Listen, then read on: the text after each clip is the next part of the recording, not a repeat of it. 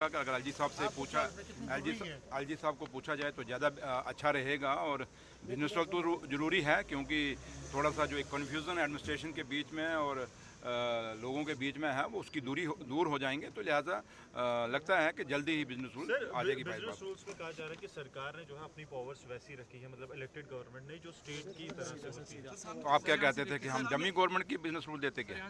आप क्या चाहते थे? इसलिए जहाँ तक ताल्लुक है, बिजनेस रूल हमने अपने लिए नहीं रखा, ये लोगों के कामों के लिए। लोगों ने जो मैंडेट हमें दिया है उस मैंडेट को पूरा करने के लिए सरकार के पास जो पावर होती है, क्योंकि आपने देखा होगा अब असेंबली का क्या हाल है, ये एक सिनेमा थिएटर बना के रख दिया था।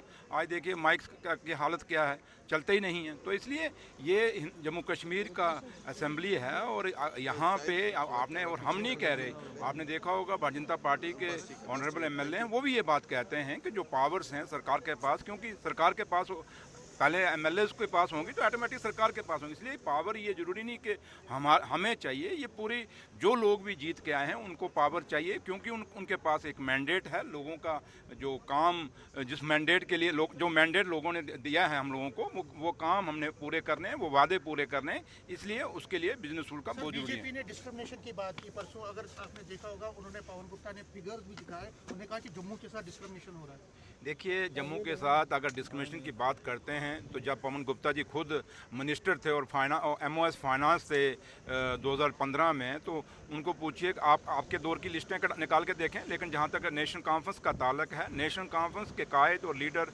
जनाब फारूक अब्दुल्ला साहब और जम्मू कश्मीर के मुख्यमंत्री उमर अब्दुल्ला साहब का हमेशा एक खित्ता तो हमसे अलग हो गया, लेकिन जम्मू और कश्मीर जो दो खित्ते हैं इनको बराबर की हिस्से देना हमने हमेशा हमारी कोशिश रही और करते आए हैं। आज ये दरबार में वो देखें जो हमने किया, इन्होंने 10 साल में क्यों नहीं किया, ये तो हमें क्रेडिट जाता है ना। आज देखा होगा, आज अब लोग जब वापस जाना शुरू हुए, क्योंकि ईद है अब, तो जब वापस जाना शुरू हुए फिर आपकी सड़कें खाली होनी शुरू हो गई हैं। तो अगर ये लोग जो दरबार मूव हुआ, कश्मीर से इतनी दुनिया ना आती तो बिज़नेस पे कितना फ़र्क पड़ता था। इसलिए ये सिर्फ प्रेस गैलरी को एड्रेस करने के लिए एक अच्छा शब्द है कि जम्मू के साथ डिस्क्रिमिनेशन है। बट अगर आप सही मायने में देखेंगे तो जम्मू के लोगों के साथ जब भी इंसाफ हुआ, हमेशा नेशनल कॉन्फ्रेंस के दौर में हुआ।